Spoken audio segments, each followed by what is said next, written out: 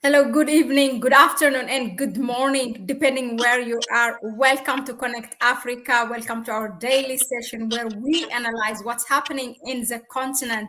So today we are going to look at the day fifths, which we just entered today. The day fifths of the Nigerian protest. It just got intensified.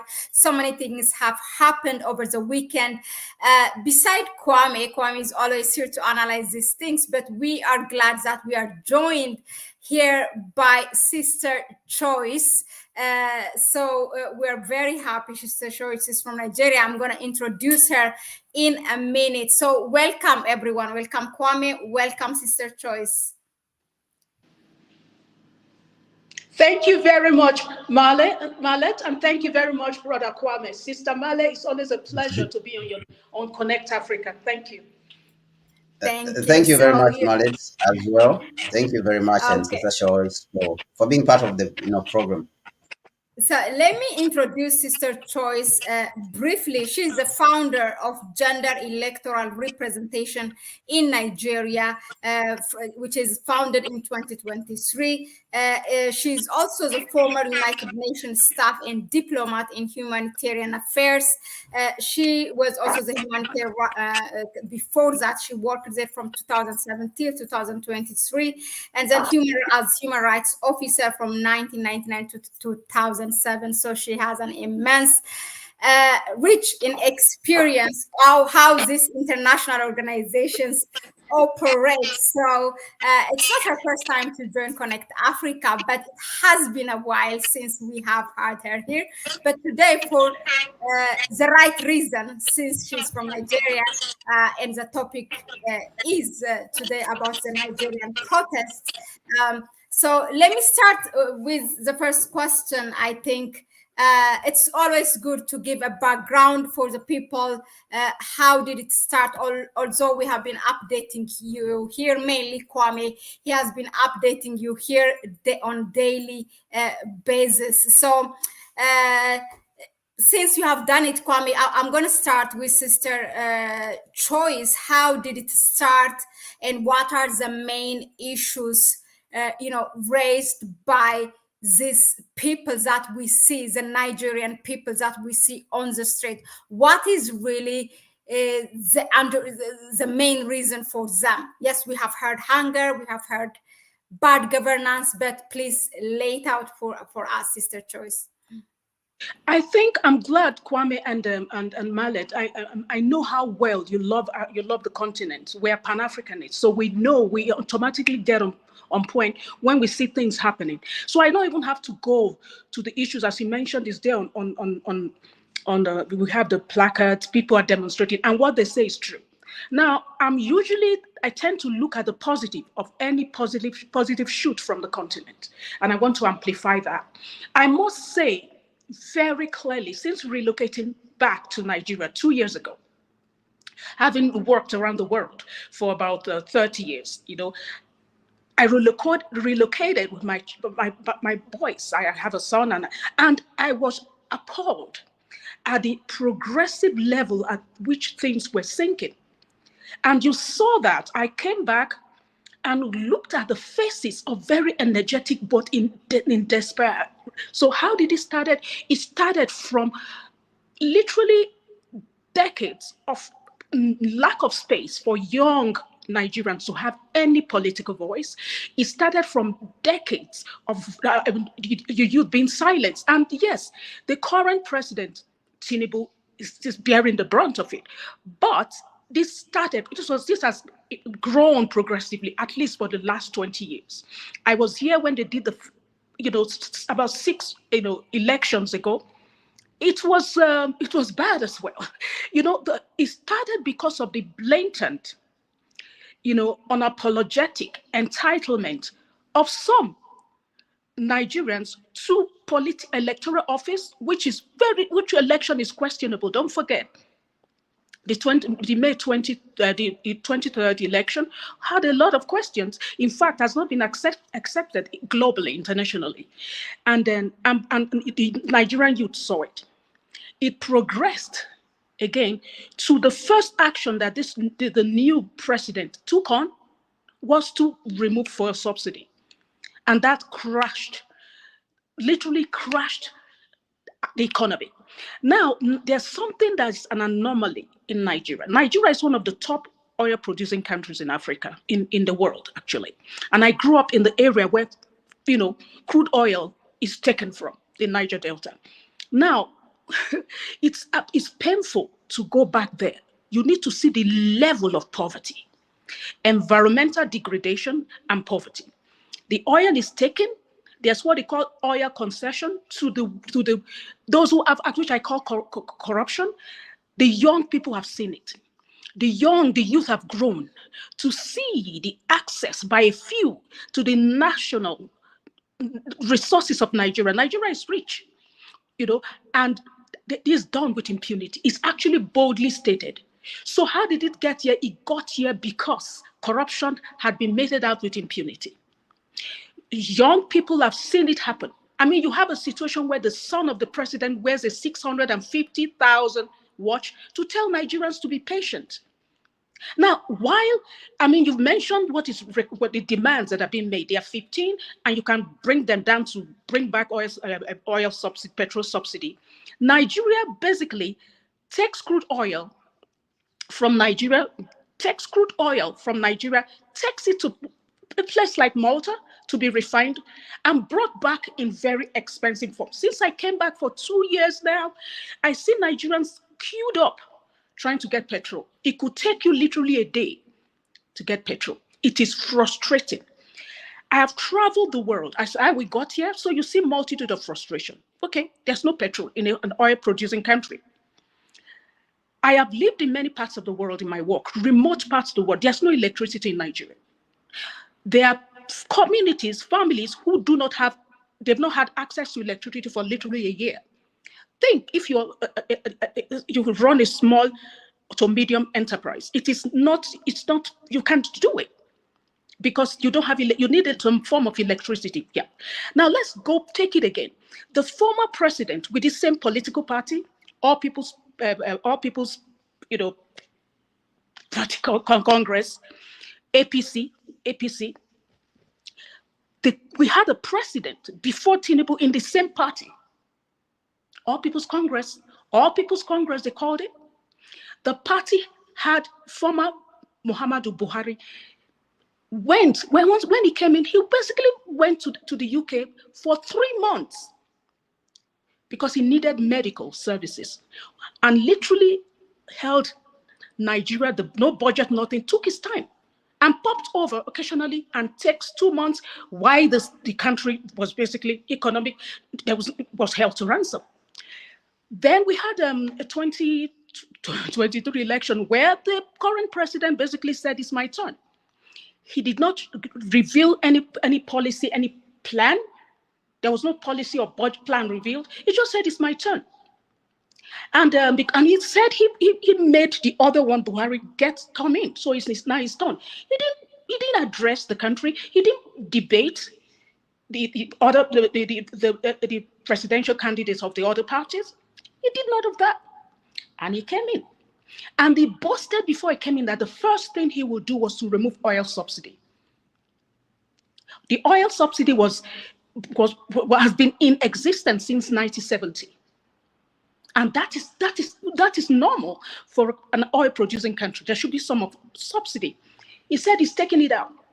He took it out. And it launched massive economic hardship. I've never seen, I was born in Nigeria, raised here, I've never seen anything as hard. Then he went further, in spite of the hardship, he went further and to take off electricity tariff. You're taking off electricity tariff in a country where electricity is not produced. You see, so this is one after the other. Then you had citizens, the youth, who walk with despair in the eyes. And I described it in a kind of, to somebody.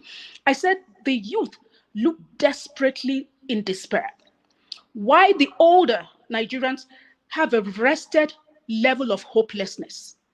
That's the way you describe Nigeria as we are. And what is sad about it is that you see the country throbbing with possibilities. Now understand, in the middle of the pain and of the pain where the hardship in the country, the president of Nigeria is looking to buy a new private jet of $500 million. $500 million. I mean, this is it. For the first time, I searched to find the positive element of my country, Nigeria. I could not find it. I tried, because it's hard for me to be negative about any African country, because I know the world runs around trying to do so. I sat down, I said, I can't find any. I looked, I said, I can't find it. I can't. So what you see on TV is what it is. I don't want to preempt the questions you have, but I want to say that what you see on TV is what it is. It is tough for Nigerians right now. And some of the high-risk solutions now Nigerian youth have pursued for the last 20 years is not delivering anymore, mentally and in a lot of ways. And that's why you have Nigerians saying, the alternative, the options we've pursued have not delivered. We demand more. We demand more. And there are many of us who've said, we said, this is it. This is about time. And I want to finish on this level to say that one of the challenges, how we got here for Nigeria, is that Nigeria had settled into resilience for too long. They looked at resilience. If the government is misbehaving, we can find other alternatives to just get by. We get by. And each year, each new government, it gets worse, it gets worse, it gets worse. Because if the other government got away with that, I could kick it up a notch and get away with this, get away with that. And the resilience can be an enabler of bad governance. That's what I say. There were too many years of resilience, and this is time. This is time. That's how we got here. We got here by years of let me say it, leadership that have not been accountable to Nigerians, especially in the last, I would say in the last 9 years. It's been worse in the last 9 years. It took 9 years, build up of 9 years to get here. Thank you. Oh my God. I thank you. We thank you, Sister Choice, for sharing your pain with us. And I know you for being so positive. With Sister Choice, we talk a lot. We talk a lot, even when we don't talk. Maybe every week or something, once in a month, and we talk for hours. And I know how she's so positive. And I'm just thinking, while you are explaining the situation, if you feel this much, I can't imagine those, who have nothing, how they feel, how they have been for so long, It's so painful. And one of the things that we say here at Connect Africa is Nigeria have the most talented people in the world, not in Africa, in the world, and smartest people, richest as well. And I don't know how it got here. As Kwame said last time, there's one thing that he introduced us to. One of the things that what Nelson Mandela or Madiba said, was it Madiba? Yeah. When Nigeria gets it, then every country in the continent will get it. The resilience is, to some extent, it's questionable. How?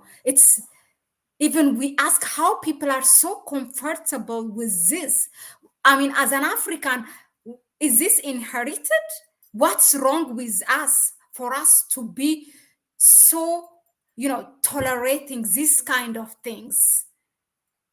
While we reminisce on that one, let me move to Kwame. Kwame, you have listened, and we all have listened, what yesterday Bola Tinubu came out to say. He failed basically to address the burning issue. But can you give us your reflection on that? Thank you very much, Mahlet, and thank you very much, Sister Joyce, for speaking so passionately. Really, I could see that you're speaking from the heart, and I could see the pain. Myself, I've been, I've had the opportunity. I've been blessed to be able to visit various African countries like Kenya, and of course, I was born in Uganda. My grandmother was born in Tanzania. I think that I'm just naturally a Pan Africanist. I've visited Sierra Leone and seen the lives of the people, how difficult it is. I've lived in Sierra Leone for for 3 good months, and it was bad. It was bad. So when you speak about what is really happening in Nigeria, I agree. I agree. I was looking at the data recently, and I was looking at the electricity generation for Nigeria, and I was shocked. Of course, today we've been analyzing the fuel, which is imported within Nigeria, and why different people are trying to sabotage, of course, the Nigerian refinery. But we are majorly today analyzing the importation of fuel in Nigeria, which is up to almost around $20 billion every year, every single year, $20 billion. And the people who are pouring most of this fuel in the country, they are European refineries and others, which you said that they belong to Nigerians, who have put them in places like Malta. But Nigeria is producing 4,000 megawatts for a country of for a country of 250 million people. To produce just 4,000 megawatts of electricity is really disturbing. That in itself is very disturbing, because if you go to Ghana, of course Ghana too has its problems. We know that the president has a lot of problems, but in Ghana, a country of 30 million, they also have an installed capacity of 4,000 megawatts. So when I compared it recently, it beat my mind now, and I was shocked, and I was like, now how can you sustain industrialization in a country like that? So it led me to compare it again to Sierra Leone, where I was, that a country of 80 million, they are producing a mere 100 megawatts of electricity. So I saw that this problem actually is cutting across, because in Sierra Leone in itself, more than 90% of the people, they don't have access to electricity. It is only 10%, and that 10% is in Freetown itself. So the rest of the country, now you ask yourself, how are we going to compete? When I was there, I asked myself, how then are we going to compete? How are our children going to compete with the children who are in Europe and the United States, who have 24/7 electricity? It doesn't go off. 24/7 internet, high speed internet, it doesn't go off. Then how are our children going to compete with these kind of people? So when you are speaking, I saw it, you know, how you are, putting it out there passionately. And I felt touched. I really felt touched myself. I knew, of course, slightly what is happening, in Nigeria. But again, listening, to it from someone who is on the ground and who's seeing what is really on the ground, gives you another dimension, puts you on another level of understanding, of what is really on the ground. And of course, that brings me to Tinubu's, speech which he gave yesterday. I was listening to it. I watched the whole speech, and I even read the whole speech. And it is no accident that the protests today have been intensified, because I've been monitoring these protests from when they started. Day one, second day, third day. Okay, the first day, the second, and the third day, I've been monitoring them. So the intensity went on dying until the third day. But what I realized is that on the fourth day, again it reduced on the fourth day. Now, what I'm realizing is that on the fifth day, after the speech which Tinubu came out to give, it even angered the people. Because even myself, when I read it, I was just angered, because what is in the speech, what is in Tinubu's speech, it doesn't really address anything to do with the demands of the people. Instead, what he brought out was intimidation. Okay, he came out and with his loose talk of how he is recognized, the pain that the people are going through and how people have died. But again, said that he will not allow anyone to destabilize the country. So he came out again with threats. All right. So the threat itself, without addressing really the problem of things of issues of fuel subsidies, which have devastated the people. Sister Choice have written an article. Actually, when he came to power and immediately removed the subsidies, I wrote an article on Nigeria that Tinubu must do restructuring of the economy instead of reforming these reforms, which is playing with and removing subsidies. We said that if the subsidies have a problem, it is not the people who have the problem. Okay, so it is the implementation of the subsidies. So you cannot blame the people who are entitled to those subsidies and say you are removing them because somebody is misusing them. And the people who are misusing the subsidies, as it claims, he is with them in the government. So it is not, the problem is not with the subsidies. It is the implementation of the subsidies, and you are the one who is implementing the subsidies. So then why do you want to penalize the people who are entitled to these benefits as a people? So this is what we, this is our position, of course. This is what we saw. So you can see that somebody is heartless, but again, you can see that there's something driving him, because you see these loans coming in from the International Monetary Fund and World Bank. I've just seen another 1.5 billion dollar thing, something which has been released by the World Bank. They are saying they are going to give it for Nigeria for the energy sector. Of course, these loans they keep coming. They never stop coming. So the speech, all of it, you can see that is filled with mediocrity of what he's trying to. He's trying to achieve. Build some houses, and those houses are going to provide the jobs for the people.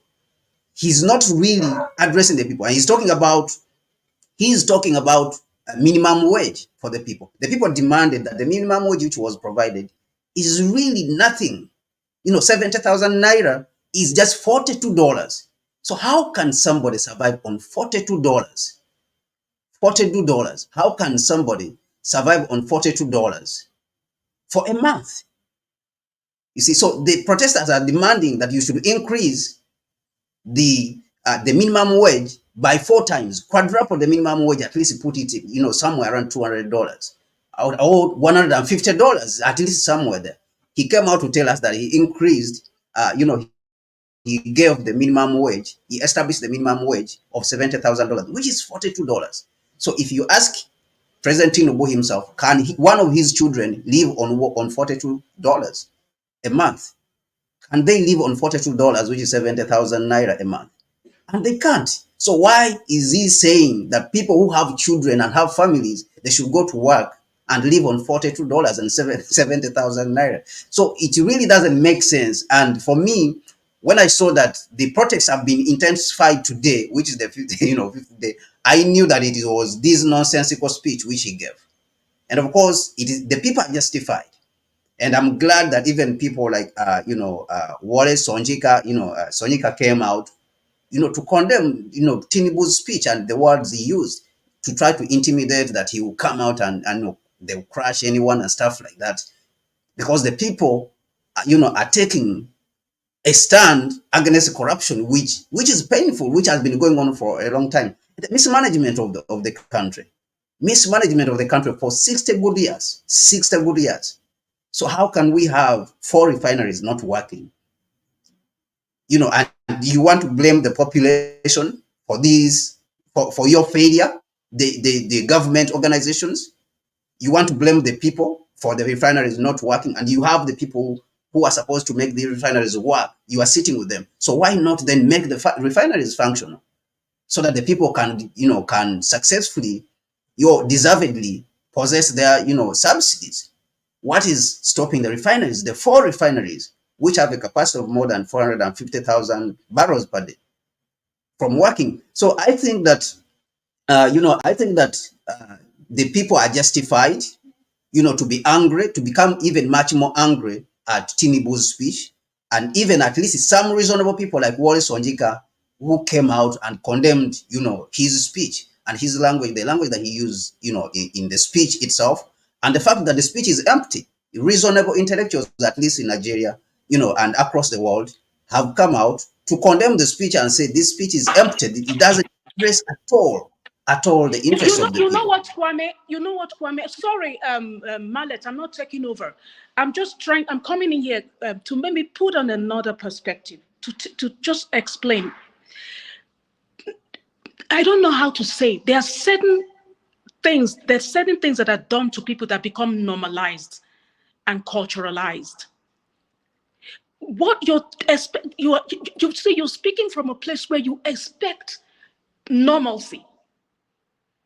I mean, this is not normal. If you had seen the elections, the last two the elections, if you're seeing, I mean, we're talking about the last election in 2023, where somebody came to a polling booth and boasted that if you did not come here to vote for the present president, just leave here because you will not live here with your life if you vote for any other person. That we proceeded. There was no repercussion. The only repercussion was international foreign countries saying, we will never give you a visa to come to our country. So the present president in Nigeria did not even dignify and respect Nigerians enough to give us to talk to them, to explain what his policy was. He said he will make it up once he gets in. You know, it is very easy. What I started saying 2 years when I went back, I started saying it's not really anymore about the government of Nigeria, it's what you allow. If you allow, you receive certain, it's what you allow. When I went back, I noticed that some level, I mentioned it in some write-up, there became a normalcy. The fact that this seems to be the only way, get in and have yours. It's let's screw this country up for how much you can get. So it wasn't a matter, it got to a stage, let me put it down for you. Nigerians were being demonized around the world. The high-risk coping mechanism that Nigerians have used in the last, maybe I'd say 15, 20 years, was to just leave the country. So the option was everybody knew what was happening. It was horrible. It was getting steadily worse. Just get a visa and go out. The most miserable Nigerians you have in the world right now are not in Nigeria. They're outside the country. That has become a high-risk coping mechanism. So what brought us here is Nigeria or no other. We cannot live in dignity anywhere else. We have to make this work. Now, the protesters are daring to say that I'd rather die here than to go die at home in hunger. So shoot me. When it gets to the stage, you're saying, I'm here, you got to shoot me. So I die here, standing up for my dignity, than to go home and starve to death. So the issue around Wole Soyinka coming up and all is very important. But the fact of the matter is that the present president and is a very proud man. And one of the huge success of this protest so far is the global humiliation. So he knows exactly, he believes he should be able to get away with it because it's his turn. Every other person has gotten away with it.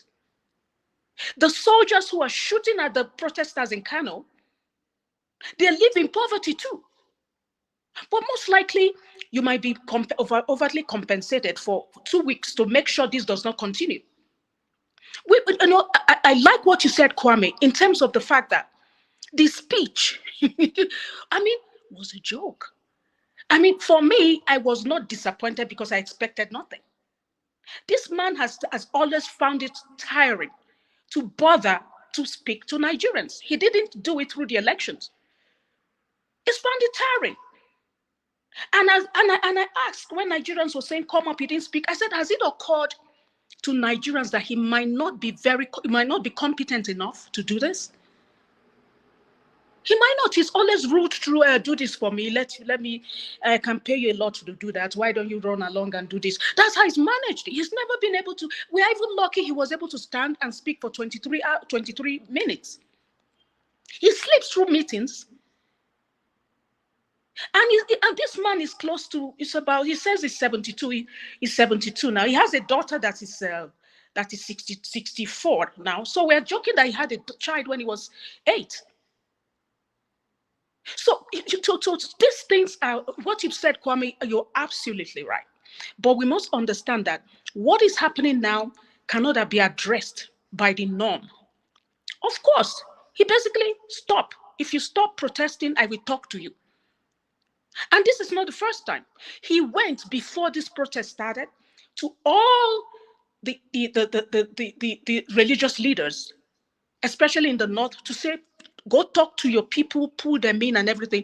They refused. They said no. He started like 2 weeks.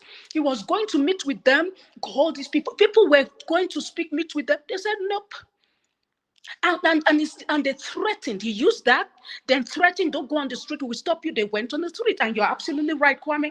The minute he gave the speech, more people came on. It is a new era. It may end on the 10th, as they said they would do in August day to day, but it has changed. It has changed the face of Nigeria to an extent. And I want to come back to the international dimension because we seem to not bring that in too quickly.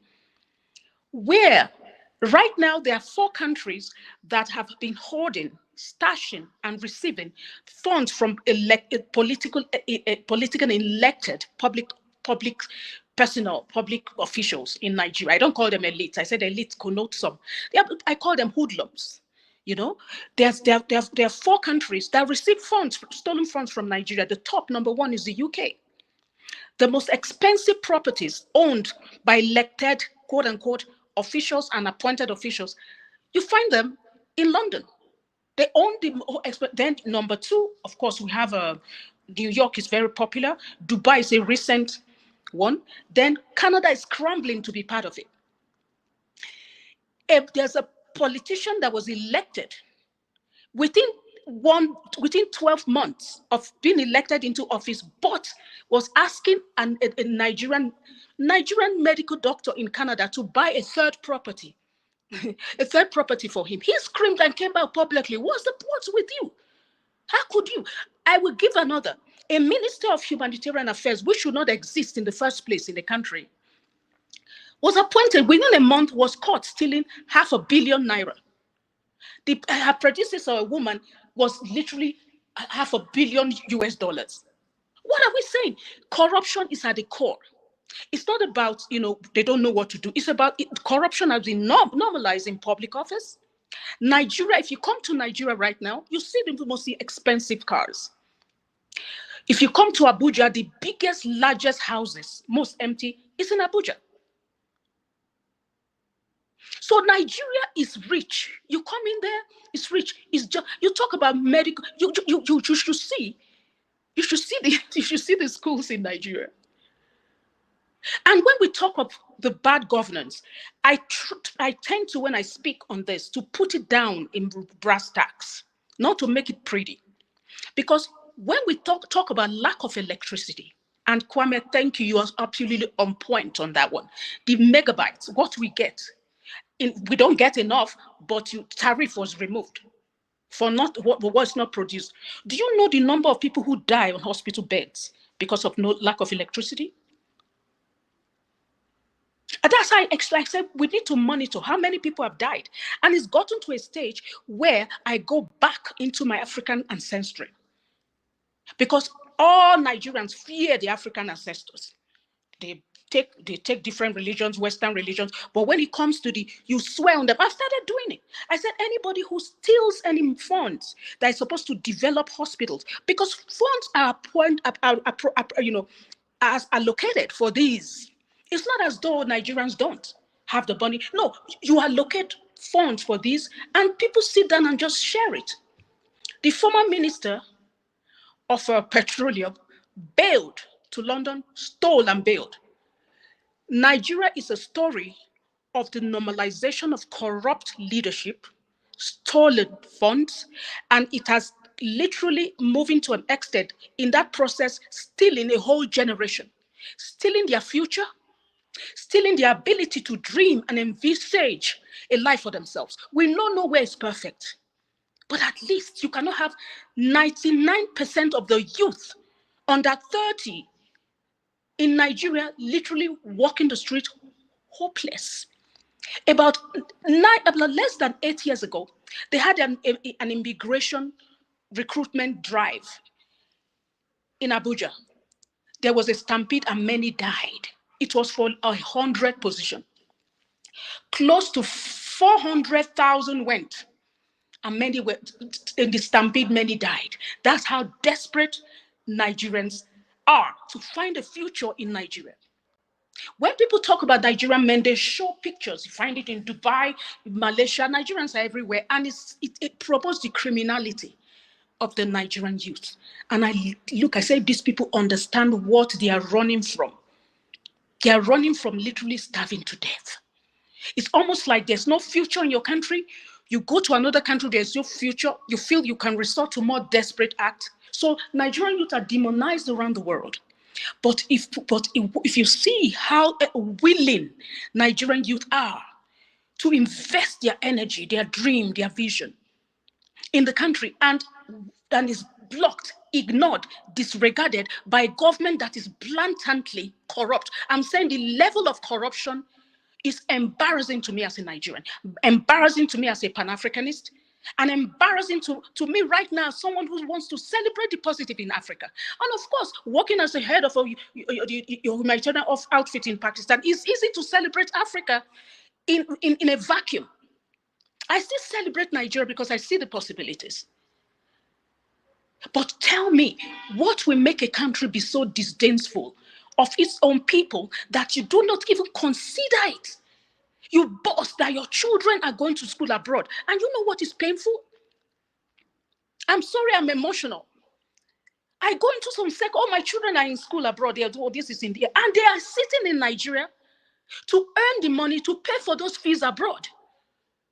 And how do they get it? Not by salaries. Do you know what the monthly bill for the Senate is? I'm talking monthly. 30 billion naira. And you cannot, and you give in Nigeria to come to work will cost you transportation, maybe 20,000 naira. Then to purchase food stock, which is basically blown out of proportion, you can't afford it. It's maybe 30. Don't forget, education, the people who, very elderly, older people who are holding on to office, had free education in Nigeria. And they've doubled from 40,000 for university fees, has gone to 200,000 naira for university fees.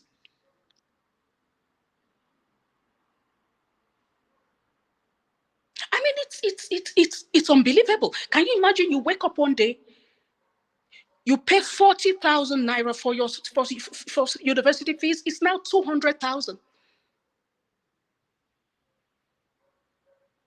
There's no future. I mean, you look at them, I can pick my son, hop on a plane and go.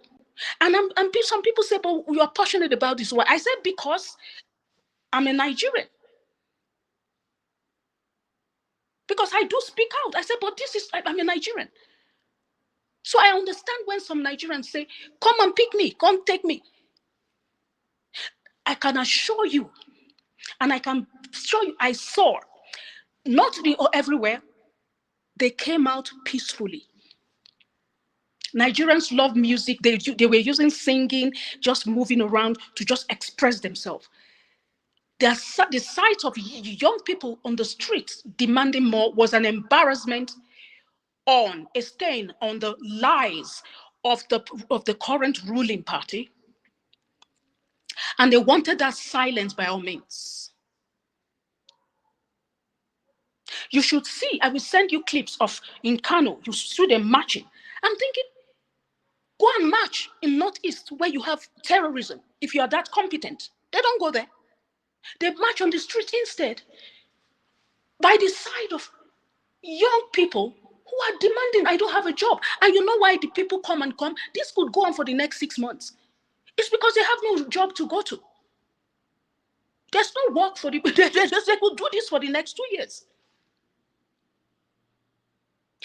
I will finish here, my brother and sister. You know what makes it so powerful? Now, they've had protests here and there, things didn't change. We have social media. The story is being told. The revolution is being televised. True. You know, they said it's revolution shall not be televised. No. You have the social, everybody, they're there. And by the time the news media come, it has gone around the world. I am calling right now, my role I see I'm playing is to call on the Nigerian diaspora to play their role. Because really, they can go and shoot at them in New York and London, Toronto, even Nairobi, Sweden. Go and shoot at them. That's one way we can manage this. We can sustain it. So I'm calling, I'm pushing. Let's spread it out. It's peaceful. Nobody is going to twist the narrative and the optics and say, oh, you incited violence, you're looting. And the notion about looting, look at what's happening in the UK. We see the Brits looting in their in their protests. You see them carrying things. How many Nigerians did we see looting? They just wanted to disperse them. It's all to silence them. It's an embarrassment. I can abuse you, steal from you, be corrupt, sit down, shut up, and take it. What's the point in pricing a service at 300, maybe 300 naira? Then you say, I will give you, I will increase your salary from 15 to 20 naira to go and access the 300. So when they say we've increased to 70,000, 70,000 for what? For Actually, sometimes I wish I had not been present because it's like I will never be the same again. Because I live in a place that I look out my window, heavily secured. I see all the most. I'm thinking, where did these cars come from? Who is buying them? Where did they get the money to purchase them? A few gather around and sit on the head, the soul, the future of the majority. And yes, the worst of it all is stealing the vision and the dream of young people. And I keep on putting it at that. A person must be able to dream where they are, envision their role, and how they can contribute. Right now, you have to be the son of a politician. You have to be related to the current, you know who they are, the so-called people who felt it. You have this, and I say, it is not just about the current president. It is with the one in the last 2 years. The presidency of Goodluck Jonathan, was perhaps one of the best Nigeria's experienced for close to about 9 years. I mean, he was there for 8 years. For, let me say, 20 years then. Is the best.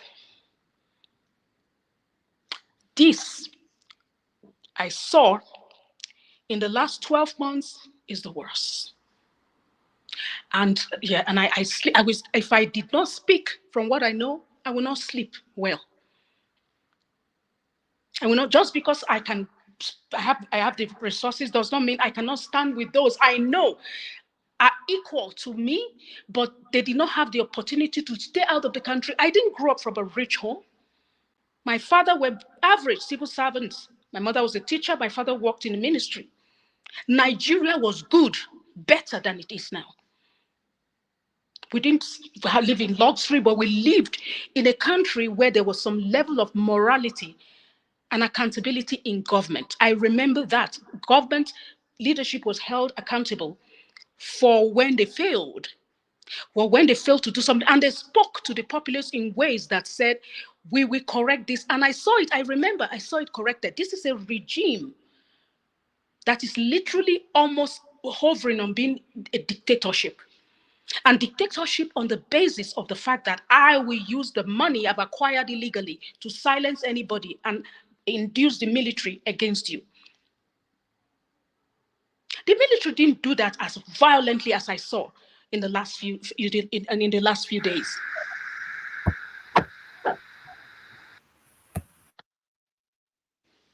I'm sorry, I'm going on off. I've cried about this.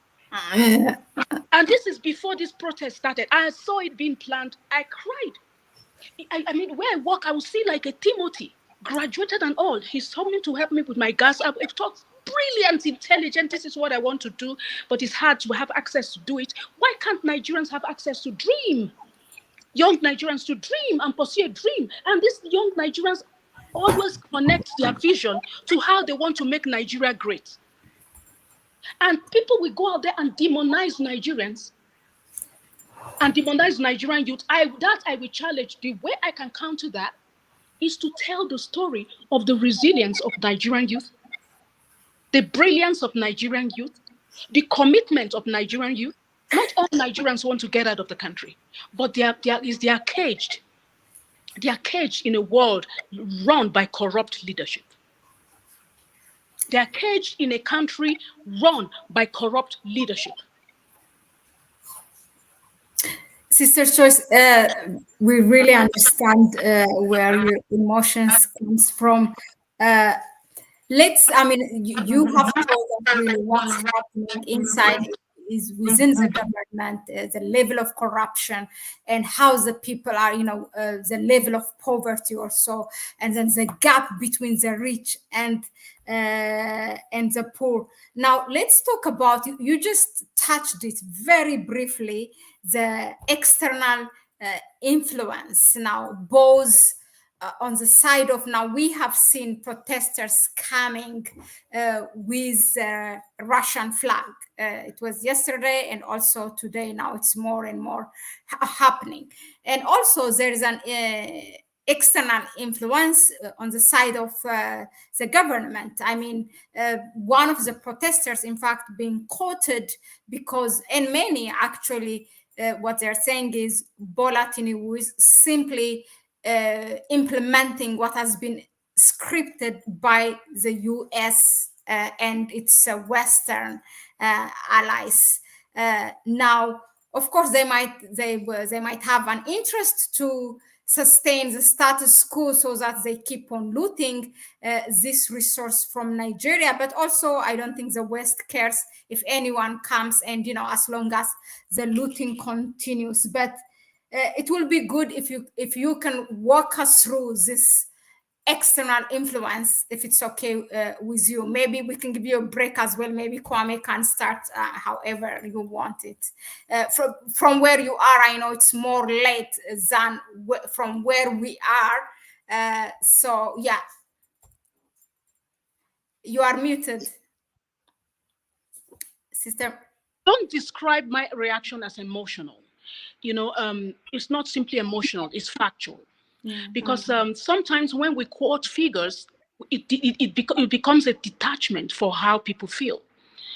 So I would rather you don't use those words, because it's a Western way to detach, to bring your feeling down, because feelings is what makes change. Bureaucracies and bureaucratic and data throwing around does not.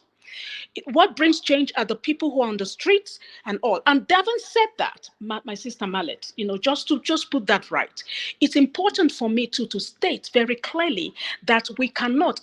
I've come to a stage where I look at foreign influence too much, gets me concerned, because it's gone on for a long time. I do know that our Western global citizens have ahead of us in terms of manipulation of African politics and African situations for their own gain. That's been established in a lot of ways. And Nigeria is the most populous Black country in the world. It's a strategic place and a strategic population that has to be managed in a way. Having said that, we have to look at the leaders who are there.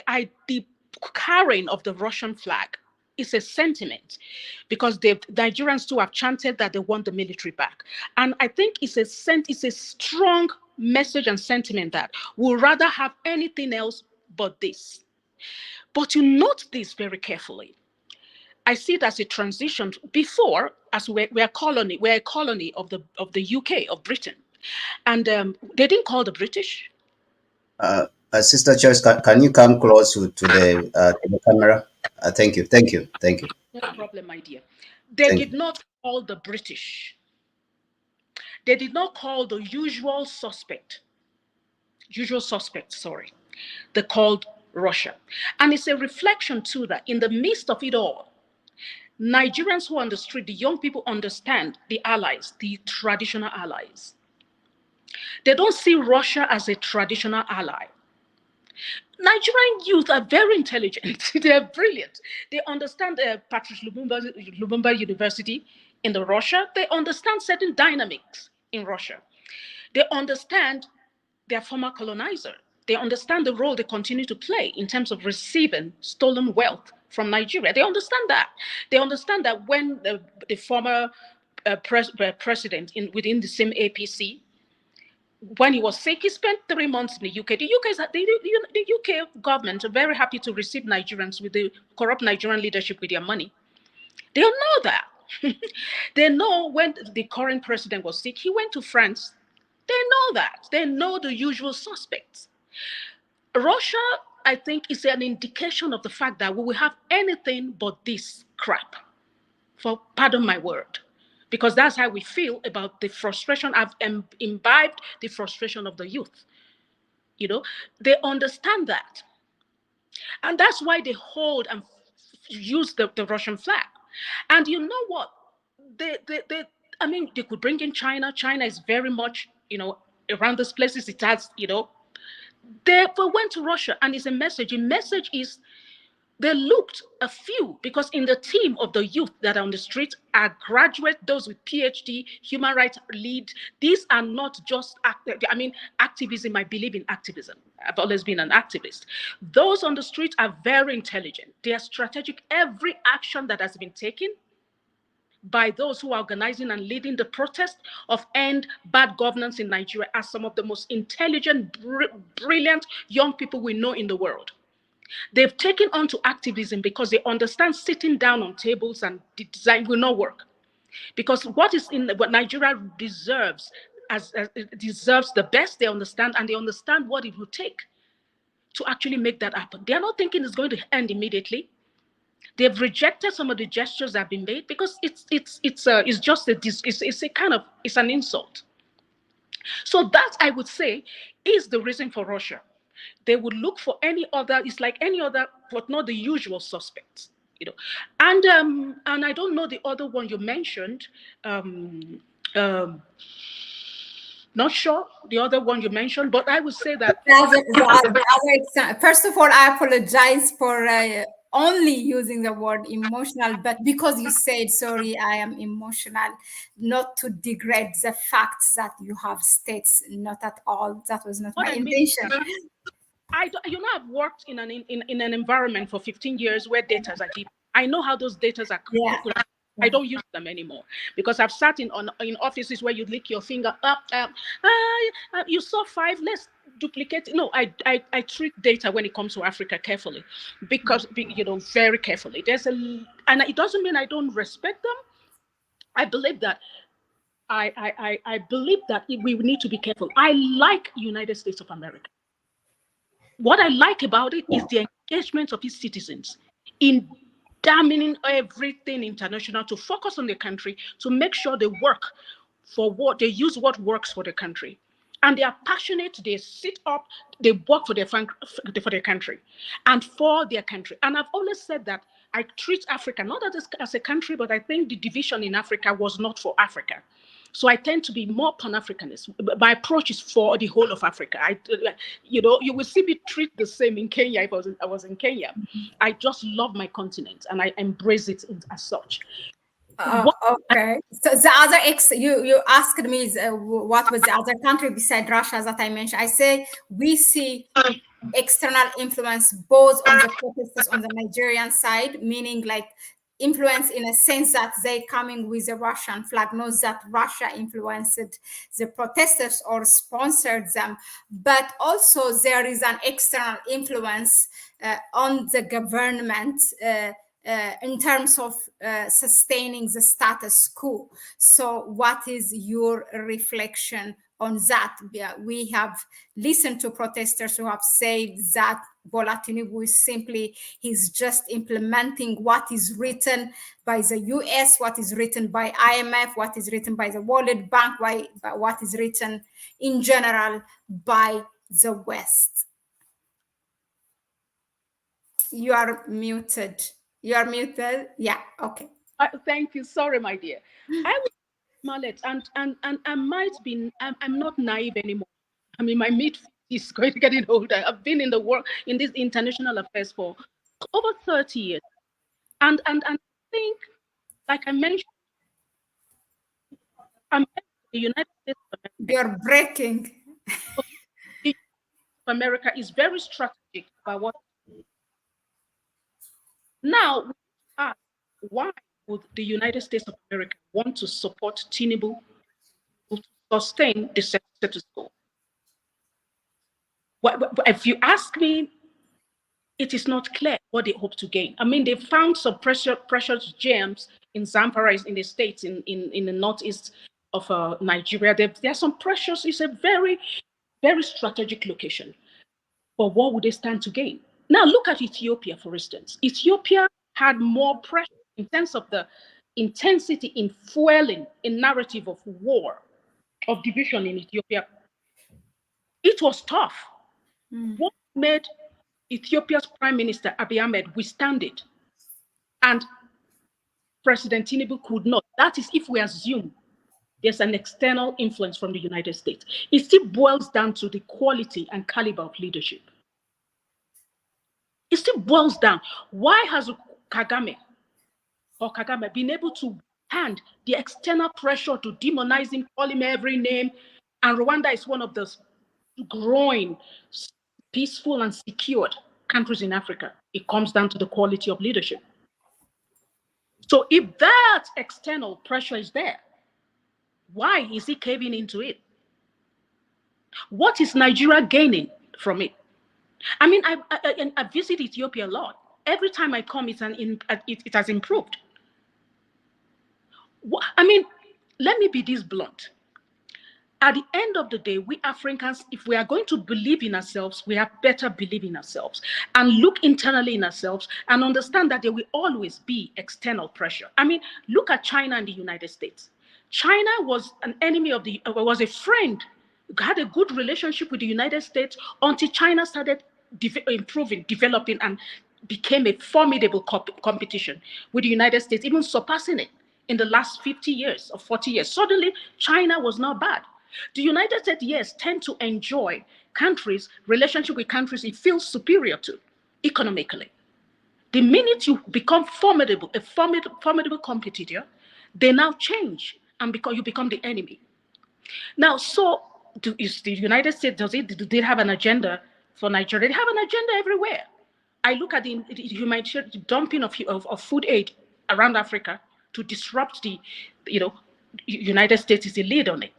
So if a country can be in a state where they can just say excess food grains from the states, here, take this, why not? But in terms of a very strategic partnership with President Tinubu, in terms of how to overtake or how to maintain a status quo, they will succeed because the president is asleep most of the time.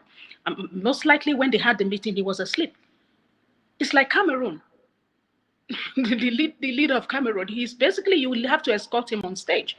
So at the end of the day, Africans need to stand up. I believe Africans need to speak up. And I guess in a way, I'm tired of analyzing African situation and looking at the West. It's like giving the West too much time right now. We have the resources we need. We have the communication, the evolution of communication, what we need. We can take this battle on. And I look at myself, I said the battles I've fought in the last 3-4 years, most likely if we didn't have social media and the access we have now, they'll come they'll nip us up. But that's not the world we live in now. Everybody have a camera. The narrative can be challenged. So outside influence, the outside influence, yes. I don't think it was the Americans or anybody that led a leadership in the last 9 years to impose such suffering on their people. I believe it's incompetency. I believe they do not have the competency, the experience to lead, to play the role they've played. I believe they came on with the notion that there's some clique of people who can just, give this favor. I gave you this favor, now you give me this favor, and, manage the electoral system. I mean, INEC, who manages elections in Nigeria? I mean, it came on that. I mean, we need to watch the elections in Nigeria to understand where we're going. They understand the lack of accountability, the impunity in certain actions in the electoral system. And I've come to this space, and it's radical. Who said we have to have elections every 4 years? And Kwame, you are my younger brother, and you're brilliant in that sense. You would have to we have to ask questions. Nobody's bothered with China. Nobody's bothered with, but in Africa, they say to be a good country every 4 years. Who said we can't afford every 4 years? It takes a lot of resources, but it doesn't make any difference. In fact, for Nigeria, it's gotten worse. So there are issues that we can manage. Kagame has stood his ground. The person from Uganda, let's look at let's look at Uganda. He stood his ground. And these are countries that are stable enough. Uganda is stable enough to receive refugees and host refugees. Who says so?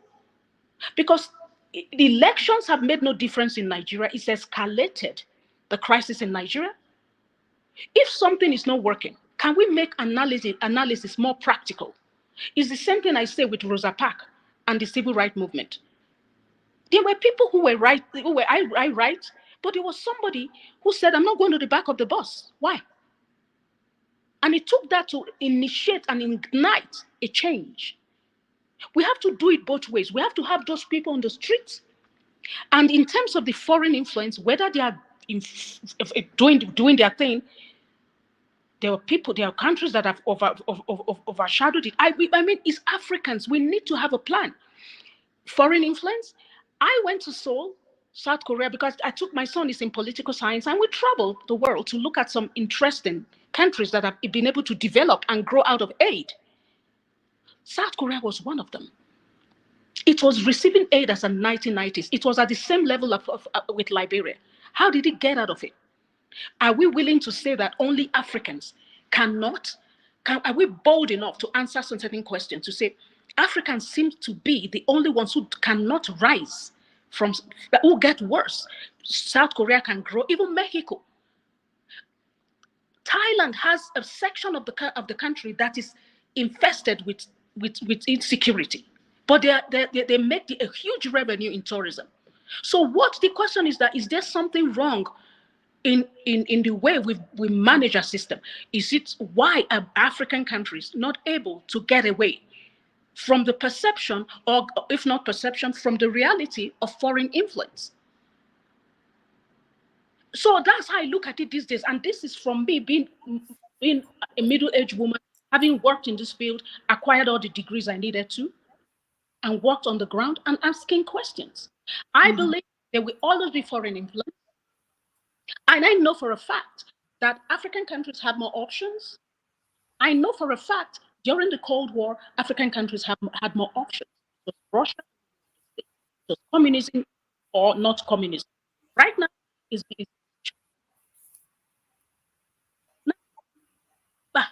I don't see the United States actively influencing issues here. I believe the UK, they treat France. Those two are very active in terms of as external influence around the issues that Africa is dealing with. The US, though, they're looking for where to transport grains to. That's how I see it. Thank you. Thank you, Sister Choice, really, for sharing that again. Kwame, you have been following this protest on daily basis. Now, do we see any organized leadership of the protests?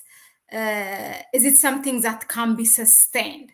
Had it not that Bola Tinubu would, because he did not address the real issue, now today it is intensified. So is there the right leadership of this protest without being hijacked to sustain it.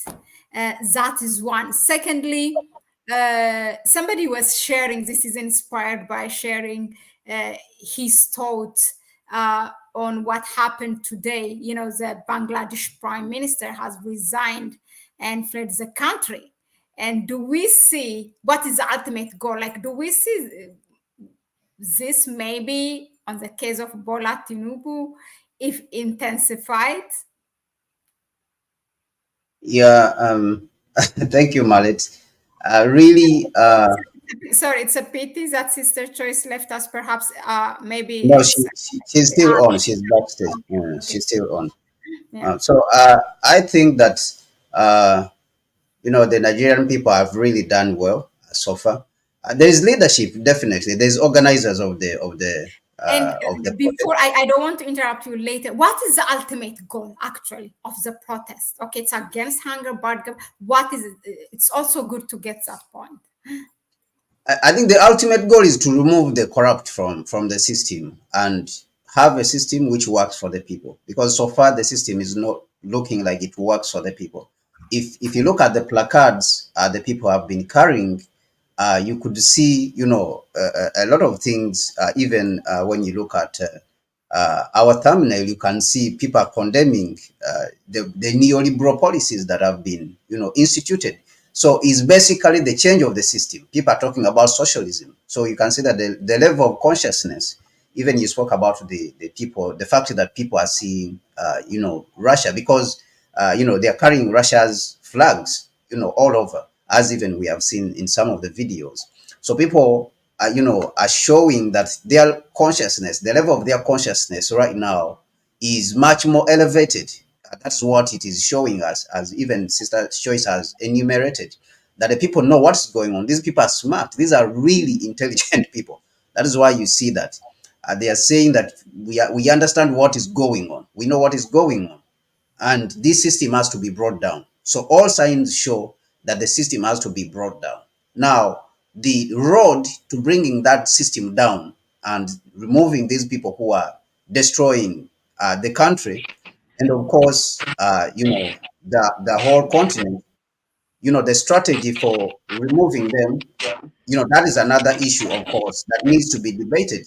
And we have had also, Sister Choice, of course, she has said she has, of course, outlined what she thinks should be done. Of course, that is something we can debate on, because of course there is no predetermined process, but at least this is the starting process. This is always the starting process. Many presidents have been, twisted. Their arm have been twisted. We saw what happened in Kenya, that they twisted the president and he dropped the policies. So who is Tinubu that he cannot drop the policies of removing the subsidies for the people? So who is he? He can, if they, insistence, is there, he can be twisted and he can insist it. Ruto was pushed, of course, he's still playing around to try to bring back the same system that the people are fighting against. But of course, that is how it starts. So there is what Nkrumah called the test of the wheels during positive action, what he called positive action, in the Gold Coast, when he was struggling against the colonial system. All right. Of course, even right now, what we have to call it for what it is. It is a colonial system. And whenever we give them the dignity of saying that it is a democratic elected government, it helps them even to entrench themselves inside. But even our narrative, when we are talking on these platforms, it has to change, and we outlaw them and completely say this is a colonial system. This is a colonial government. Tinubu's government is a colonial government. It helps even the people, who are, struggling. We are struggling with, to appreciate really what they are up against, because these people have been hiding and claiming that they are, a democratic elected government. And of course, this is, evident all over, Africa. So I think that the people are on the right track. And the leadership, for me, I see that it is there. Yesterday, they gave, after Tinubu's address, they came out and they gave also their press conference, and they condemned his, speeches, his empty speeches. And they say that the protests are going to continue. And actually, they used the media to call the people that they should come out. And I saw that the message reached. So that is leadership. For me, that demonstrated that there was leadership. So it is just young people, a few young people. There were about 4 young people who were speaking to Arise News, and other media houses which were around, and they said that they read their statements, and then they called later on and they said, people, Nigerian people, come out tomorrow and let us protest again against this. And you can see that, it worked. So that in itself, I think, is leadership. But even when you look inside the country, you can see that there's consciousness, has risen. So that consciousness has not risen, by accident. When people are talking about socialism, people are talking about down with the privatization of, assets, a few people enjoying things, neoliberalism, people are condemning neoliberalism. So all this shows that there's some leadership, even though it is underground, there's leadership that is driving, this forward, even though it may not be visible at this point. But this consciousness has not been reached, through accident. It is, of course, through experience. There's too much suffering, and the people are tired, of being resilient, and of course, that level of consciousness. So that is what I'm seeing currently from my side.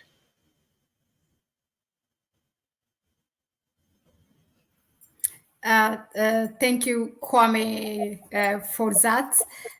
Sister Choice, do you have anything maybe to add on this, like as of if we missed like the ultimate goal of this protest? Is it to remove Bola Tinubu, or for him to reverse the policies to restore back the subsidies?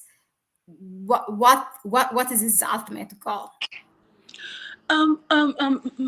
Sister Mahlet, I feel that it's always possible that you can have a policy that ultimately we improve an economy in a country. And if that be the case, a responsible, competent government will have a plan.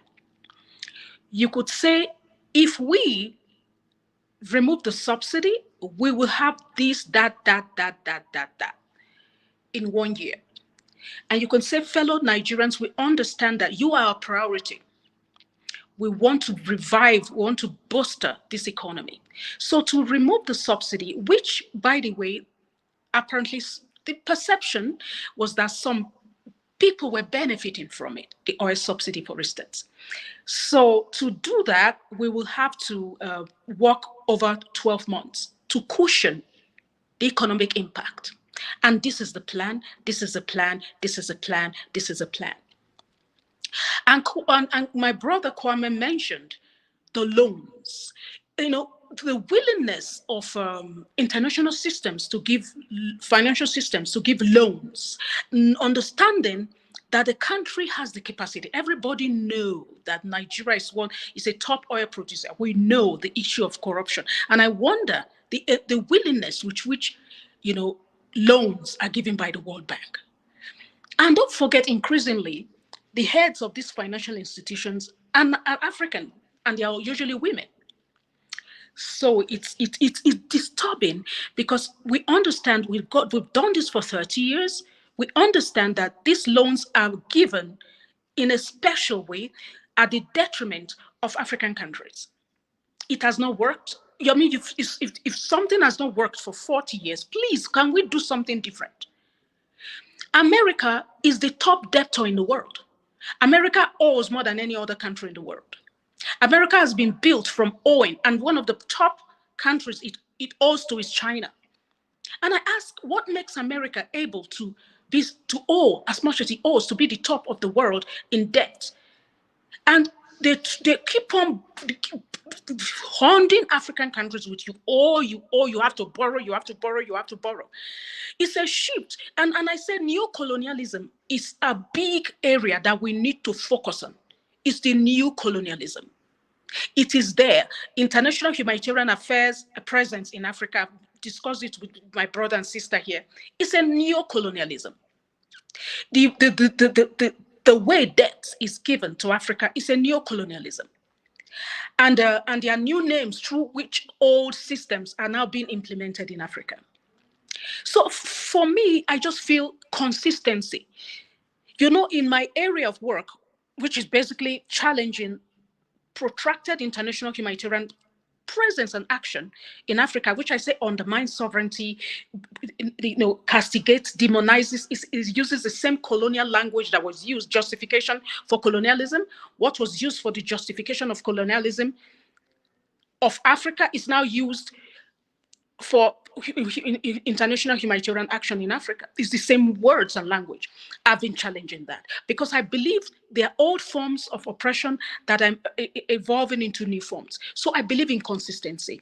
Usually in my work area, I've noticed in Africa, we write books. We write books, we sit down, we've written the book. No, they have to be action. Even if we do books, I have a checklist which I publish. Sorry, I'm pitching this, but this is my family here. And it's called the checklist. And it basically says a tool to guide African countries hosting protracted international humanitarian presence in Africa towards recovery. How do we get out? And I publish it every 4 months. And I send it to every African country, the embassy in Nigeria, or the consulate in Nigeria. Take this. Your country has been appealing for international humanitarian action for the last 20 years. It might be undermining your sovereignty and your pathway to economic sovereignty. I send it, and they are pleasantly surprised. I've closed down 2 ministries that shouldn't be in Nigeria because of consistency. Nigerians, I want to say this, African leadership, African governance are hungry too for awareness. They're hungry. I've found that to be so. Not all African countries, all African leaders are just waiting to say, how much of Western ally can I align with? No, they want to leave a legacy too.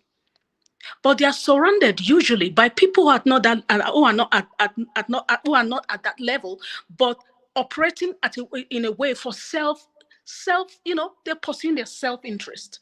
And they're covered by that, so they make mistakes. So that's the approach I take. And Mahlet, what is the hope really? The hope for where we are right now? Mahlet and my brother, my sister Mahlet and my brother Kwame. Do you think what Mahlet is doing is small? Do you think what you're doing, Kwame, is small? Think about it. You are 2 brilliant people. You could go anywhere and earn the highest salary, but you decide to do this. It's all in the spirit of a new attitude, new belief in sacrificing for the continent. And that is what built the United States. I tell people that I've seen more homeless people in the United States, people drugged up in LA, celebrated as Hollywood family. I've seen the worst. I've seen it anywhere in Africa. I've seen it in New York. I've seen it in Rome in terms of the stench of garbage crisis. Rome has garbage crisis, but it's the romantic city of the world. What is stopping us from, yes, fighting to change that which does not work, but make sure we promote what works? Look at Rwanda. Rwanda, I think, is just a joy to think about. We all know that the UK, Rwanda signed an agreement with the UK to send asylum seekers in UK that UK cannot absorb to Rwanda. Rwanda said, bring them. But we take care of them. We have some here we take care of. We give them apartments. They refused. The lawyers, the British lawyers refused. You know why they refused? Because asylum seekers and migrant, advocacy is an economy in the UK. So they try to bastardize Rwanda to say human rights history. And I fought too. I said, no, fight your business, leave Rwanda away. And I draw attention that they are the asylum seekers and migrant application is an industry in the UK. It pays lawyers' fees from taxpayers. So I think we have to now break it down and make it practical. And I fought, and I continued fighting. I was typing. I work a lot, 9 to 5. I'm there typing like crazy. So we live in a world of hope, and that world of hope means that we live in a world of technology. We live in a world where we have Africans all over the world. So when we have a situation like this, if Nigerians are scared of being shot at, they're not going to do it in the UK around the world. So why don't you step out? There are some who are scared to get their papers, but why can't those who have their papers step out? When I was a student in Montreal, I used to go to Ottawa in a bus, some of us to go picket in front of the Nigerian embassy. When they wanted to kill Ken Saro, who was fighting for oil rights. He was assassinated, he was killed eventually, but we did a bit. So when I see these young people doing this, I say, this is it.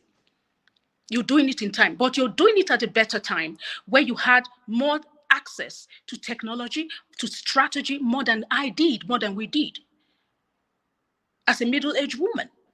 I'm not going to stop. I will have a walking stick and continue fighting, because that is what it will take to build this beautiful continent we call Africa. Rich in resources, built in resources. And we have a situation right now. I thank you, Mahlet. I thank you to Kwame. We are all Africans at the end of the day. It is not Nigerian, it's not Ugandan, it's not Ethiopian. We are all Africans, because we were divided, not by our consent, by a Berlin Agreement. And we are going to act above that, to pull our resources together to fight. And right now, that battle is in Nigeria. Nigeria is the most populous Black country in the world. If Nigeria works, the whole of Africa will work. If Nigeria fails, it will affect the whole of the continent. So please don't stop this. Join them, talk to them, fight for them, fight with them. That's what I asked for. Thank Thank you. you so much. Thank you so much, Sister Joyce. Thank you so much. Yeah, really, indeed. Many thanks. Thank you very much, Sister Choice, for being here in a very, very short notice, in fact. So I really, really appreciate. I always enjoy to talk to you. So, thank you.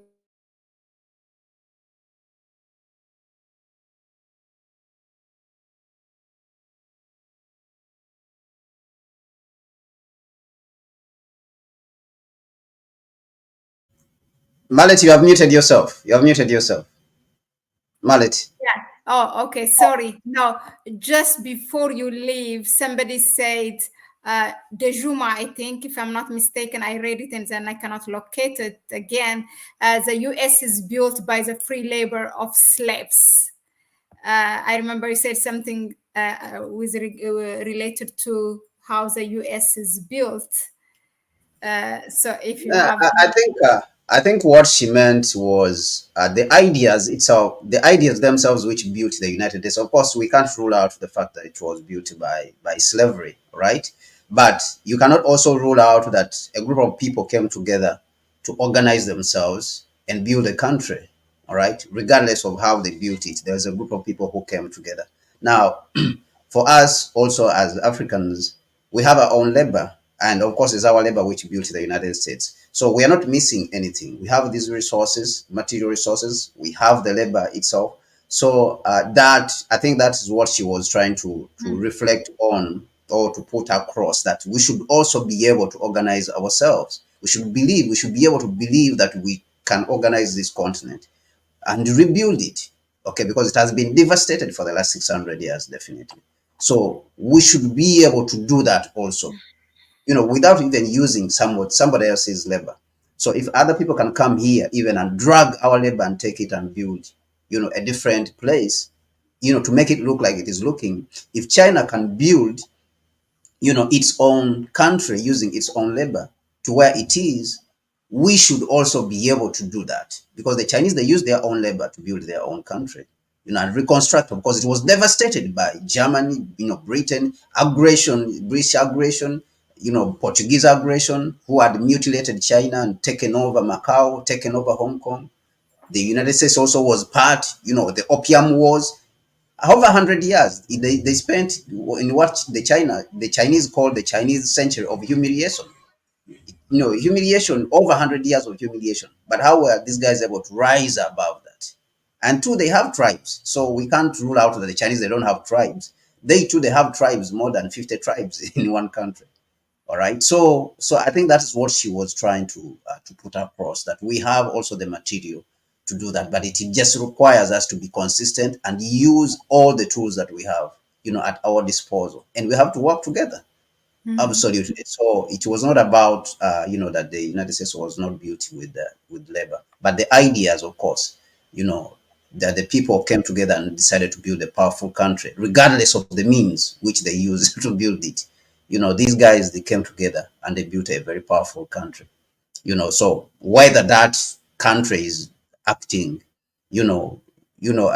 gracefully across the world, is acting as expected. That is another topic, of course, which we can debate later on. And of course, that is what we everyday debate here, how the United States is behaving towards the global south, and that it has become a parasite like its mother Britain, when it was having its power.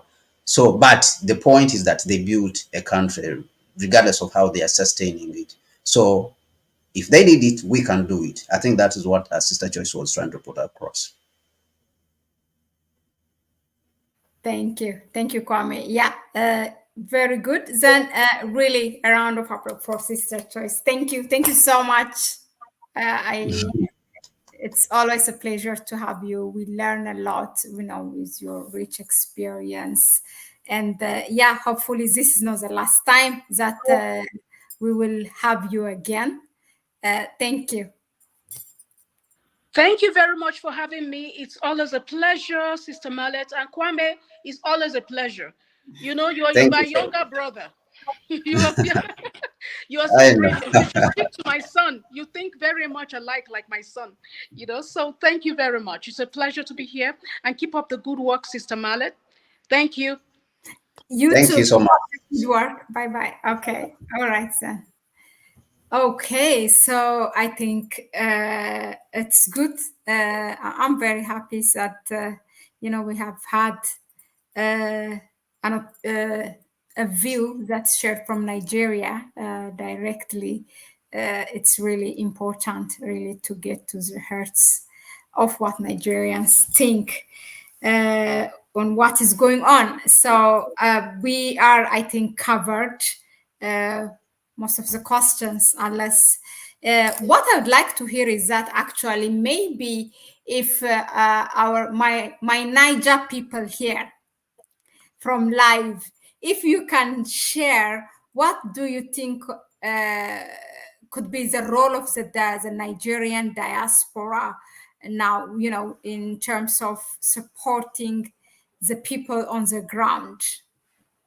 Or is Actually, there yeah, I think that Sister Choice brought in a new dimension. I think that is a very important point to think about, because we have not seen the activity of the diaspora. We don't know whether they have been online, but we really need to see them, whether it is in Britain and the United States. I mean, they need to join the fight and fight for the country and support the people at home, so that at least people can feel, at home, that they are being supported. I think this is very important. Maybe we can hear from the Juma. Is the Juma still there? We could invite you. If you're Nigerian and you want to talk about this, let me invite you. Let me put the link in there in the chat section, so that we can invite someone from the diaspora to talk to us about what they have seen.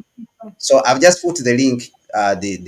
You can join us. I make a few comments, 1 2 minutes, 1 or 2 minutes, whatever it is, because we want to hear what are the diaspora really doing. We have put the link for joining the chat, 2 minutes for joining the broadcast. If it's more than one, maybe, yeah. If not, if it's just one person, then we can. Even if it's one, we just need one person, 1 minute or something. But yes. If you have anything to share, please join us.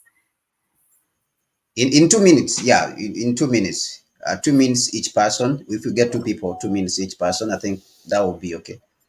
Other than that, I think that they are really they have really made us proud. The Nigerian people, I think that they have made us proud, whatever they are doing, and we need to continue on, because this struggle is any similarity between the speech of Bola Tinubu and William Ruto in the beginning? It's almost similar. Actually, it's almost similar. Feel the arrogance.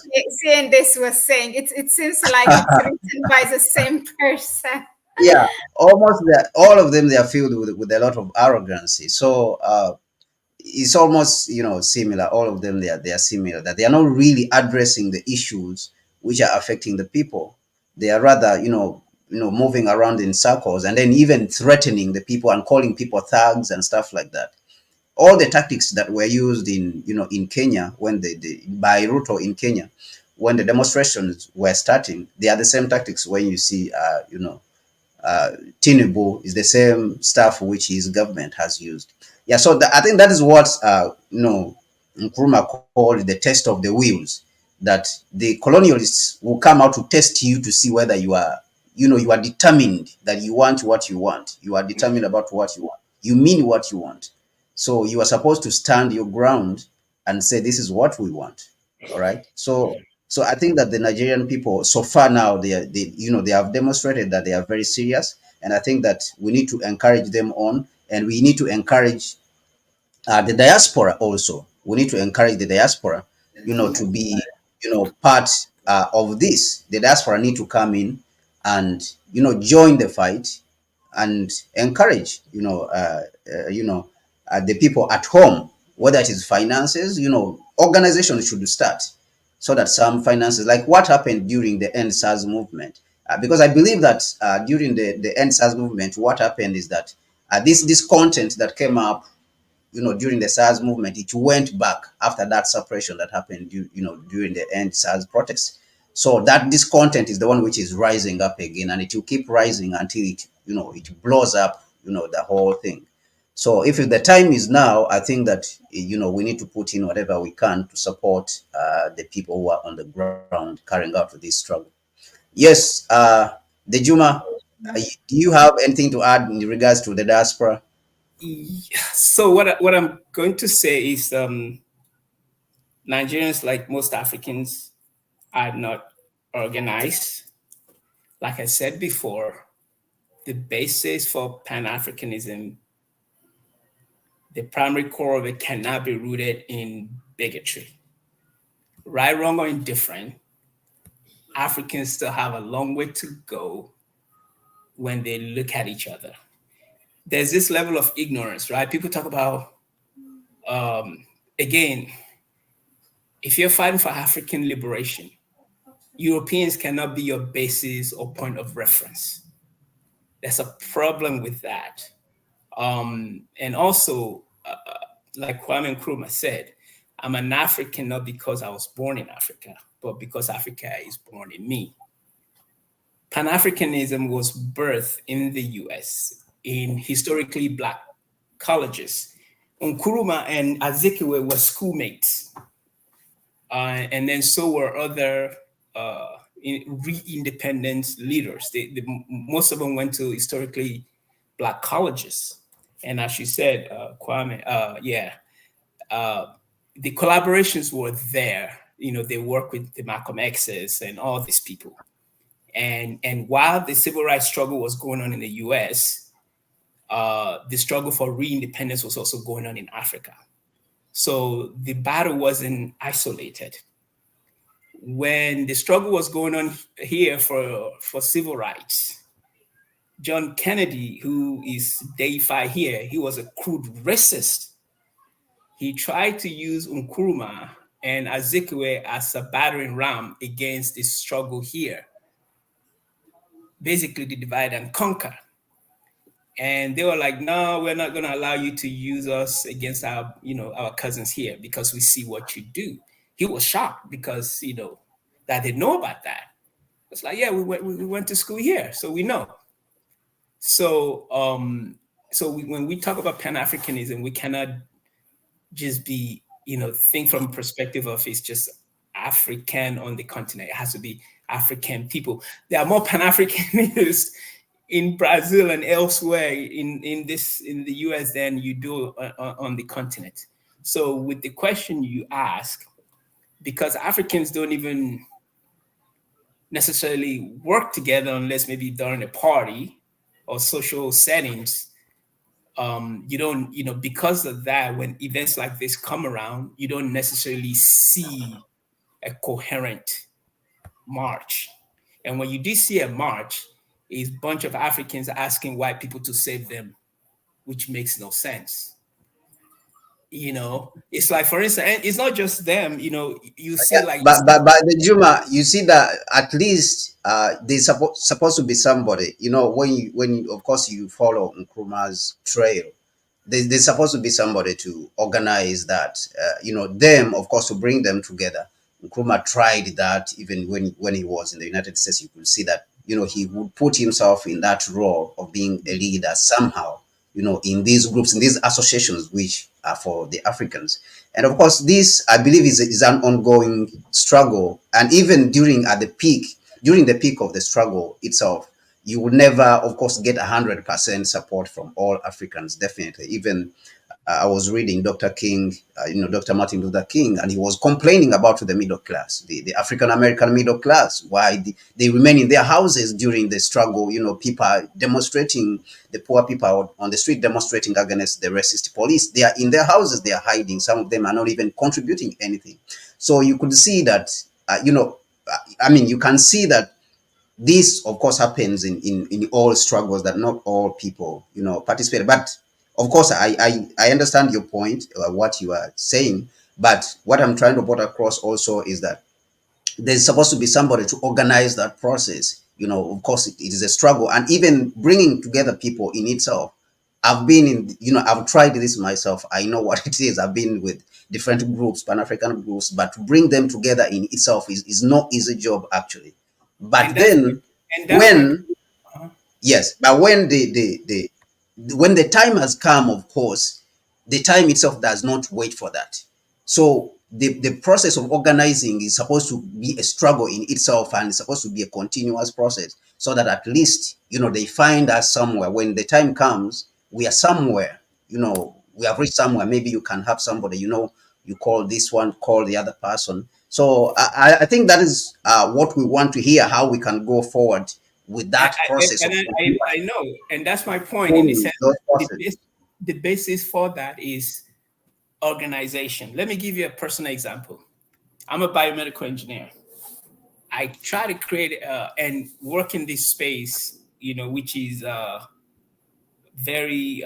You don't see a lot of people of African descent. It's rare, which is sad. And then most of the when you do see people of African descent, it's usually Africans. And while we struggle with racism, so I was like, let me create this group, this WhatsApp group, to give us. Let's build it so it can form a basis for information sharing. When you go for interviews, what sort of racism are you experiencing? Are you experiencing at work? What to look for? Which companies not to work for? Or things like that. And I created this like a year now, and it's like pulling tooth, trying to get people to fill this space, to be like, let's build a community It's, of it's, it's, it's where, difficult. It's yeah. So absolutely difficult. yeah, so like this morning, I think it may have been this morning or last week. I just saw it on YouTube, where a handful of Nigerians were at the Nigerian embassy in New York, protesting. So there were not a lot of people. I live on the other side of the country, so so there might be something in Washington D.C. area, but like you said, with the reference that Dr. King gave, a lot of Nigerians are middle class or lower, so people are struggling Yeah, trying to yeah, survive. So they're not going to necessarily have time to go yeah, do things yeah, like that.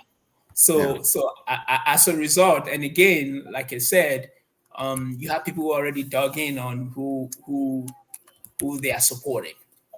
So you're Hmm. oftentimes not going to get the sort of marches one would expect. Unfortunately. So I guess perhaps the best thing going forward is if voting can be put in place where people who live outside the country can vote.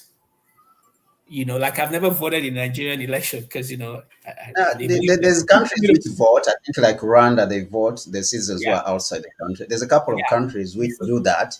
And they've been, But I really don't think that voting is going to be the solution. of Myself, course, of course, of personally, course. I I really don't agree. think that voting is the solution in Africa. But what is, I believe that what is going to be the solution, of course, for the continent is for us to come together and understand what kind of governance do we need We want, as a yes, people on this yes. particular continent. Whether it is voting, if we agree on the modality, which is not corrupt, which is not influenced by anyone from outside. But in the meantime, right now, the question is, what do we do now to help with the situation? Because the process is not predetermined. Even in Nkrumah's approach, you could see that it was not predetermined. He was trying this, trying that, and trying this. You know, and this is where he reached at the end of his life, revolutionary, handbook of revolutionary warfare. He thinks that this is the end of it.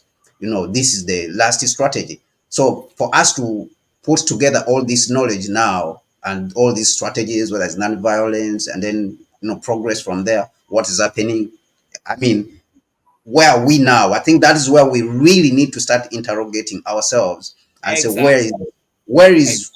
where is who has this capability and this capability across, Exactly. because that's how And the Nkrumahs, they formed themselves. Nkrumah left to the then, United States, and CLR James, directed him that you go to Manchester and find George Padmore. George Padmore had stayed in the Soviet Union. So they made, George Padmore met Nkrumah, and all them guys, they were there, in Manchester, and then they came together. So I think that we have rapidly, even ourselves in this generation, to start interrogating ourselves and asking ourselves, where is this and this and this? Where is who and who can do this and this and this? So that by this time, or starting now, because definitely the world is changing, and it's changing rapidly.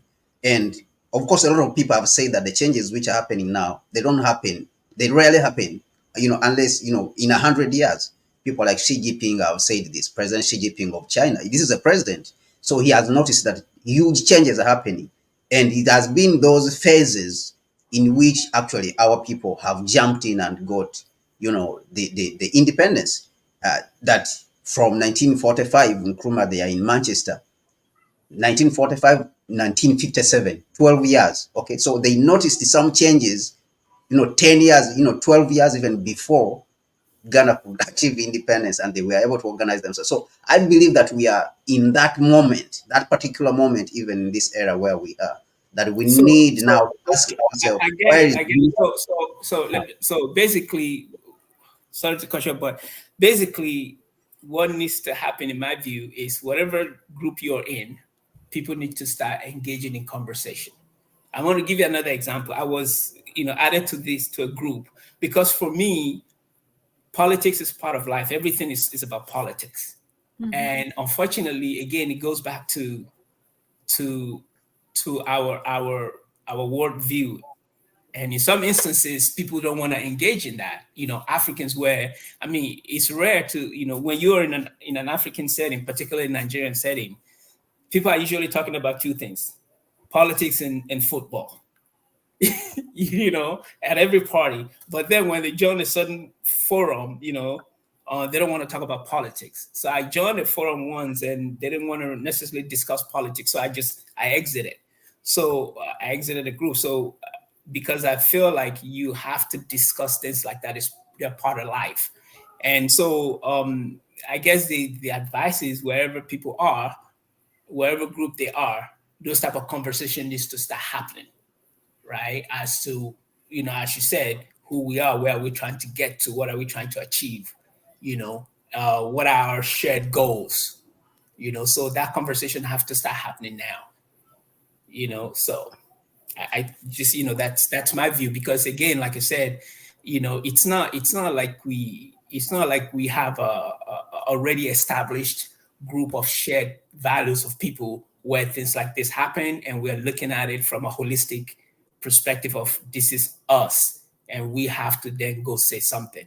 That doesn't currently exist. So to build it forward, going forward, to your point, then we need to work together, start wherever you are, start having that conversation, and have a baseline of, what are we, where are we trying to get to, so that when things like this happen, where it impacts everybody, then everybody can be there. So this has nothing to do with party. This has nothing to do with who is in office. This just has something to do with us.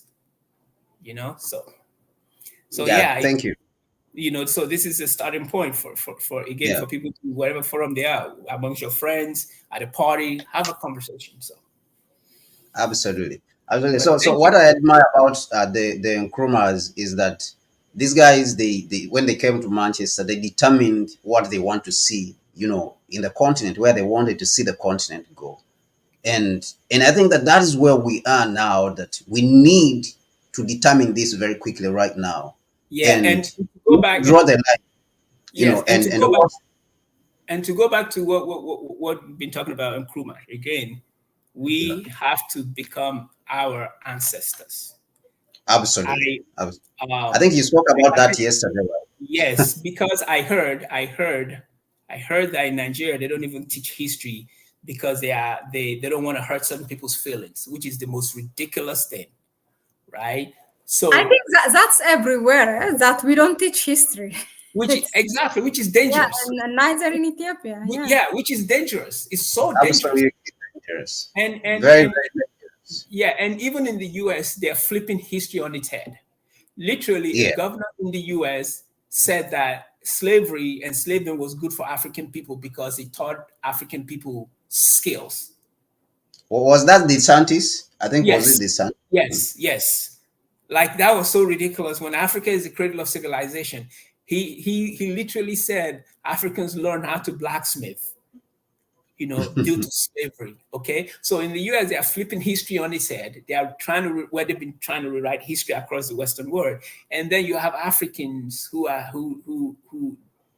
don't know anything about their history, and then some people would even think that colonization was a good thing because they don't read it. So if you already don't have that, if you already don't have, like for me when I was, I went to some schooling in Nigeria at the early teens, like 13 or something. My father gave me Steve Biko biography. you know I was reading, even though it was all washed up because it's not really a good biography of Steve Biko, but at least I had an idea of who Steve Biko was. He gave me two books. It was, autobiography of Steve Biko and or his biography of Steve Biko and Kareem Abdul-Jabbar.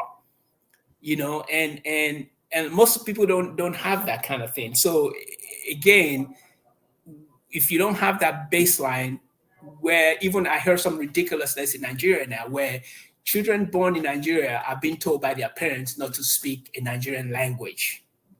So if you're Yeah, already raising children like that, how are they going to be able to definitely. Of thrive course, if that they are not just that's yeah. So that just shows you the extent, of course, the system that we are supposed to uproot. to be How exactly? much it has penetrated, Yeah, that it is now trying to uproot the languages themselves, exactly. which So they failed to uproot during colonialism and slavery.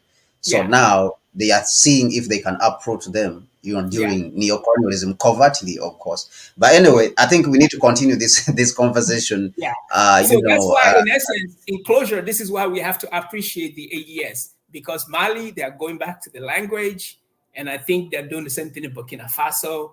So, so yeah. Absolutely. Right. All right. All right. Thank you, Dejuma. Thank you, Thank Dejuma. Thank you so much. Back to you, Mollet. Yeah, thank you, Dejuma. Yeah, he left. All right. Okay. Now, thank you all. Really, it was really good, interesting. There were some things that I forgot I wanted to say, but it kind of, what was it? Anyway, it's fine. Open it. Yeah, it's 1 hour and 47 minutes. Hopefully, yeah, we will. You will keep them updated on this Nigeria protest issue. Thank you, everyone, for being here. Really, for voting. It's not an easy to watch or listen to, tune 2 hours. yeah, I cannot imagine that. So really, thank you very much. And more than that, you were active, engaged, asking, suggesting, because it's all really, we don't take it for granted, as we always say. Thank you very much. Please subscribe to the channel. I have seen a lot of new names, so please go ahead and subscribe to the channel if you haven't. Give it a like, okay? Don't be greedy. Just give it thumbs up. It will help our YouTube algorithm, and if you find it informative enough, of course, and share the video with others. Do not keep the knowledge or information only to yourself. That's not right, and that's not the aim that we are here. Other than that, if you, which we would love to, if you wish to support us, our PayPal account is in the description section. So please go ahead and you can donate to that account anything is, great for us. So thank you very much. Patricia Cox, greetings, sister. How are you? Pedro, good to see you again. Gode, Sabena, Bonsu, Big Well, also have been here yesterday. Ciendes, thank you very much for all your engagement and comments. The Pedro, Imhotep, yeah, indeed. I leave the rest for you. Absolutely. Thank you very much. Also, I want to appreciate everyone for being part of the. Yoruba land, Yoruba land, Yeah, child of yeah, yeah. God on the Rhine, Yes, and Cuba, all of you.